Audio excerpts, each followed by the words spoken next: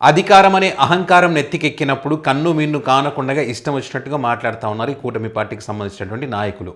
అచ్చెన్నాయుడు గారు ఈరోజు వైసీపీ లీడర్లకు సంబంధించి చీరలు కట్టుకోండి అని చెప్పి కామెంట్ చేయడం కానీ, గతంలో పోలీసు అధికారులకు సంబంధించి మరి ఆయన మాట్లాడినటువంటి మాటలు అదే మీకు తెలుసు ఏం మాట్లాడో ఆ మాటలకు కానీ, అదేవిధంగా స్పీకర్ గారు గౌరవప్రదమైనటువంటి ఒక స్థానంలో ఉన్నటువంటి స్పీకర్ గారు కూడా పోలీసులను ఉద్దేశించి ఏ రకంగా మాట్లాడారో మనం చూసాం.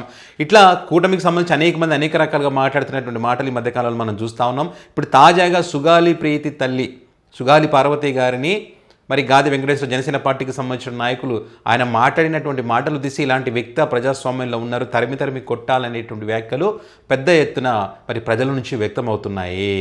వీళ్ళకి ఏం పోయే కాలం వచ్చింది, ఇంత దారుణంగా తయారయ్యారు, ఇలాంటి వ్యక్తులుగా మనం ఓట్లు వేస్తామనేటువంటి అభిప్రాయాలను ప్రజలు వ్యక్తం చేస్తూ ఉన్నారు.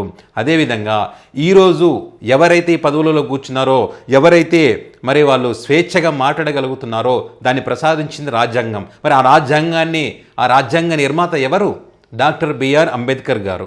మరి ఆ వ్యక్తిని గుర్తు చేసుకుంటూ, ఆ వ్యక్తి జ్ఞాపకార్థకంగా, ఆ వ్యక్తిని గౌరవించే విధంగా మరి తూర్పుగోదావరి జిల్లాలో కొంచెం విభజించి డాక్టర్ బిఆర్ అంబేద్కర్ కోనసీమ జిల్లా అని చెప్పి 2022లో జగన్మోహన్ రెడ్డి గారు ముఖ్యమంత్రిగా ఉన్నప్పుడు ఆ జిల్లాను ఏర్పాటు చేసినప్పుడు జనసేన పార్టీకి సంబంధించినటువంటి వాళ్ళు ఫ్లెక్సీలు ఏర్పాటు చేయడం జరిగింది.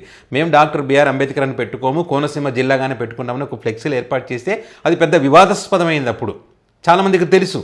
కానీ ఆ వివాదాస్పదం అయిన తర్వాత జనసేన పార్టీ మాకు అధికారికంగా ఎట్లాంటి సంబంధం లేదు, వాళ్ళు సొంతంగా పెట్టుకున్నారని చెప్పి కామెంట్ చేశారు.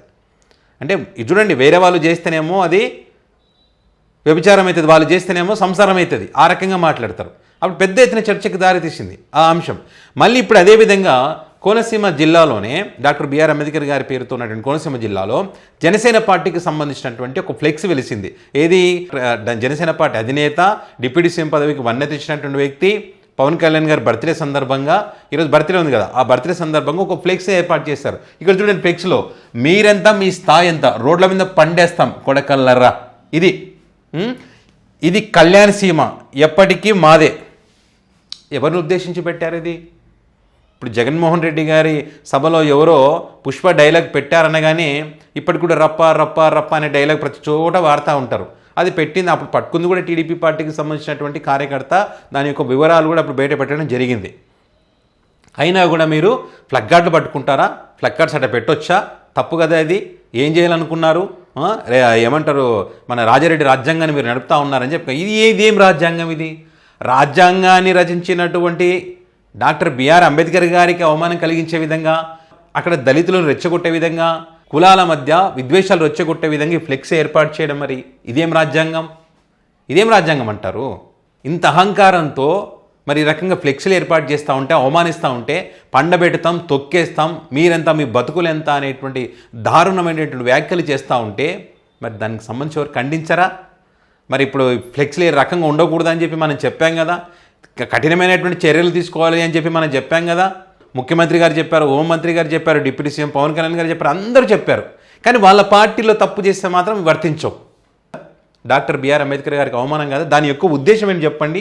ఇది కళ్యాణ సీమ ఎప్పటికీ మాదే. ఇది కళ్యాణ సీమ అంటే పవన్ కళ్యాణ్ గారిది, అది అంతేనా? దేని చూసుకొని ఇంత అహంకారం? ప్రజలు మిమ్మల్ని గెలిపించింది దీనికోసమా? ఇలాంటి ఫ్లెక్సీలు పెట్టడానికా? దారుణం. చూడండి, మీరెంత, మీ స్థాయి ఎంత, రోడ్ల మీద పండేస్తాం కొడకల్లరా. పవన్ కళ్యాణ్ గారేమో నా కొడకల్లర్రా, చెప్తూ కొడతా నా కొడకల్లర్రా అంటాడు. కొన్ని బట్టలు కూడా తీస్తా అంటారు. ఆ పార్టీలో ఉన్న వాళ్ళందరూ అదే మాటలు మాట్లాడతారు.